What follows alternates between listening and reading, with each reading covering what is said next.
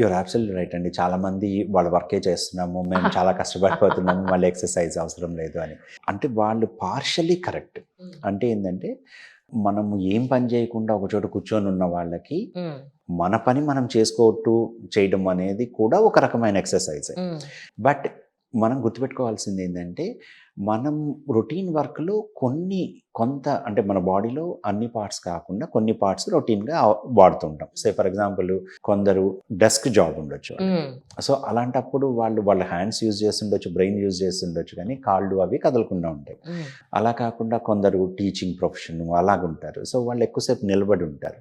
So ఇంతసేపు నిలబడ్డాం కదా, మాది ఎక్సర్సైజ్ అయిపోయింది అని అనుకుంటారు.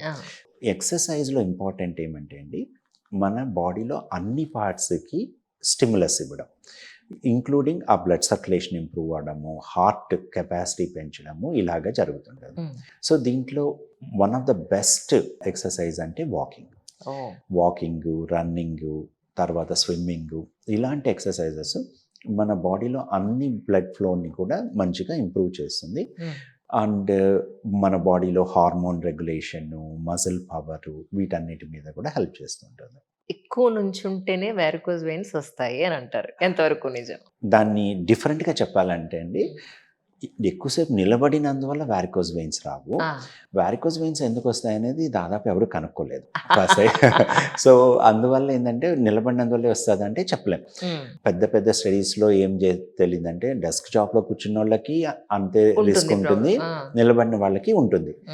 కానీ నిలబడి ఎక్కువసేపు ఉండే వాళ్ళల్లో వారికోజ్ వెయిన్స్ ఉన్నప్పుడు వాళ్ళకి ఎక్కువ సిమ్టమ్స్ బయటపడతాయి. సో వాళ్ళు ఎక్కువసేపు నిలబడి ఉంటారు కాబట్టి ఆ బ్లడ్ పూల్ అయ్యి వాళ్ళకి ఎక్కువగా కాళ్ళు నొప్పి పుట్టినట్టు ఈ సిమ్టమ్స్ అన్నీ కూడా ఎక్కువగా ఉంటాయి. అందువల్ల పోలీస్ కానీ, టీచర్స్ కానీ, రెగ్యులర్గా స్టాండింగ్ జాబ్స్ చేసే వాళ్ళల్లో ఏంటంటే వారికోజ్ వెయిన్స్ తొందరగా వాళ్ళు డాక్టర్ని సంప్రదిస్తుంటారు.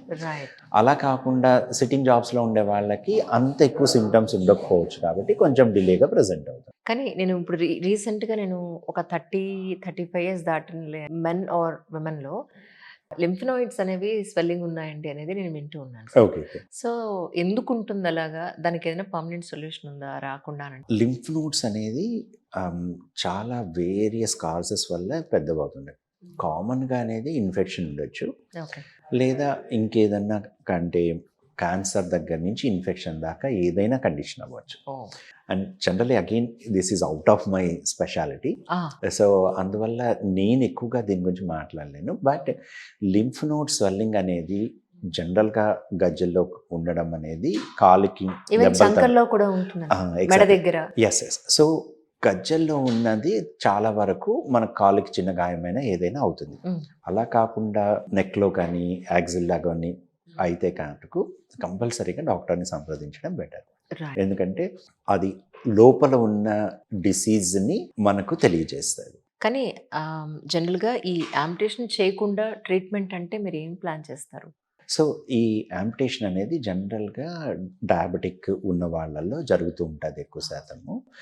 సో ఈ డయాబెటీస్ ఉన్నందువల్ల మనకు బ్లడ్ సర్క్యులేషన్ తగ్గడము, స్పర్శ తగ్గిపోవడము వల్ల చిన్న ఇన్ఫెక్షన్ అయినా కూడా అది మానకుండా పెద్దగా అయ్యి యాంపిటేషన్ వరకు దారితీసే అవకాశం ఉంటుంది. అంటే ఆ పార్ట్ తొలగించేసే వరకు. ఓకే, సో దీంట్లో ఇన్ఫెక్షన్ వల్ల యాంపిటేషన్ చేయడం ఒకటి ఉంటుంది, అలా కాకుండా గ్యాంగ్రీన్ అవడం అనేది ఉంటుంది. ఈ గ్యాంగ్రీన్ అనేది 2 రకాలు ఉంటుంది, డ్రై గ్యాంగ్రీన్, వెట్ గ్యాంగ్రీన్ అని. వెట్ గ్యాంగ్రీన్ అంటే ఇన్ఫెక్షన్ వచ్చినందువల్ల గ్యాంగ్రీన్ అయ్యి కాలు తొలగించడం. పుండు పడినప్పుడు పుండు అవుతుంది, అంటే గాయం అవుతుంది. గ్యాంగ్రీన్ అంటే నల్లగా కమిలిపోయినట్టు అయిపోయి అవడాన్ని గ్యాంగ్రీన్ అంటారు.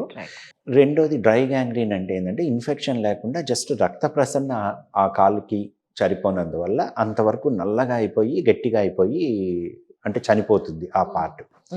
సో ఇలా చనిపోయినప్పుడు ఆ పార్ట్ని తొలగించాల్సి వస్తుంది. ఎస్పెషల్లీ ఇన్ఫెక్షన్ వచ్చిందంటే మాత్రము అది మనిషి ప్రాణానికే ప్రమాదం అవుతుంది.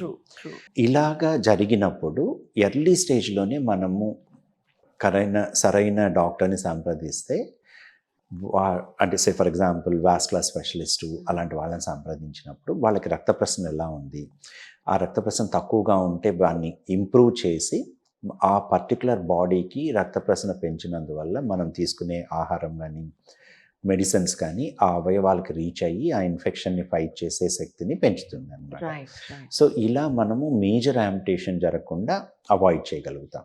వీనస్ థ్రోంబోసిస్ అంటే ఏంటి సార్ యాక్చువల్గా? సో వీనస్ థ్రాంబోసిస్ అంటే అది వెయిన్స్లో బ్లడ్ క్లాట్ అవ్వడం. ఈ వెయిన్స్ అనేది మన బాడీలో ఎక్కడైనా ఉంటాయి. మెదడు దగ్గర నుంచి ఊపిరితిత్తుల్లో ఉండొచ్చు, పొట్ట పేగుల్లో ఉండొచ్చు, ముందే కాళ్ళలో ఉండొచ్చు. గుర్తించగలుగుతామా సార్ ఇది క్లాట్ అవుతోందేమో ఈ ప్లేస్లో ఏమన్నా సిమ్టమ్స్ ఉంటాయి దీనికి? సో జనరల్గా గుర్తించడం కష్టము, అన్లెస్ మీకు ఆల్రెడీ మీ ఫ్యామిలీలో ఏదైనా హిస్టరీ ఉండి నాకు రావచ్చా అని ఏదైనా టెస్ట్లు తీసుకుంటే ఆ రిస్క్ తెలుస్తుంది. కానీ రైట్. బట్ ఎర్లీ సైన్స్ ఇవి అనేది కొంచెం తక్కువగానే తెలుస్తుంది. వన్స్ వచ్చాక దాన్ని తొందరగా కనుక్కొని ట్రీట్మెంట్ తీసుకోవడం అనేది ఇంపార్టెంట్.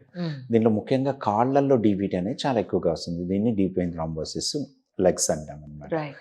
సో దీంట్లో ముఖ్య లక్షణం ఏంటంటే కాళ్ళు వాయడము, ముఖ్యంగా ఒక కాలు వాయడము, అంటే రెండు కాళ్ళు సైమల్టేనియస్గా ఒకేలా కాకుండా ఒక కాల్లో వాపు రావడం అనేది కొంచెము బ్లడ్ క్లాట్ అయింది అనే దానికి అంటే ఎక్కడ మనకు వస్తుంది స్వెల్లింగ్ మనకి? పాదం దగ్గర నుంచి మొదలుకొని కాఫ్ ఉండొచ్చు, థై దాకా మొత్తం కూడా రావచ్చు. ఓకే ముఖ్యంగా కాలు మోకాలు కింద ఎక్కువగా వాపు వస్తుంది. ఓకే.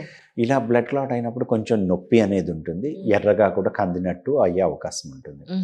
ఇలా అనిపిస్తే మాత్రము ఎంత ఎర్లీగా డాక్టర్ని సంప్రదిస్తే అంత బెటర్. రైట్. చాలాసార్లు కాలు వాపు వచ్చింది, మీరు ఇంతకుముందు అన్నట్టు జర్నీ చేసాం కాలు వాపు వచ్చింది, అదే తగ్గిపోతుందిలే అని అనుకుంటారు. అలా చాలా మందిలో తగ్గిపోతుంది. అయితే నేను చూపించుకోవాలి ఫస్ట్ మీకు. సో మీరు వెళ్ళి జర్నీ అయ్యి ఒక ఫ్యూ అవర్స్లో తగ్గిపోతే కంగారు లేదు. Yes sir. కానీ అలా తగ్గకుండా ఎక్కువ అవుతుంది, ఎస్పెషల్లీ నేనంటూ ఒక కాల్లో రైట్. వాపు రావడం. మీరు జర్నీ చేసినప్పుడు రెండు కాళ్ళల్లో రావాలి, అలా కాకుండా ఒక్క కాల్లోనే ఎక్కువగా వాపు వచ్చి నొప్పి వచ్చింది అనుకోండి, అది blood clot deep vein thrombosis అయ్యే అవకాశం ఉంటుంది.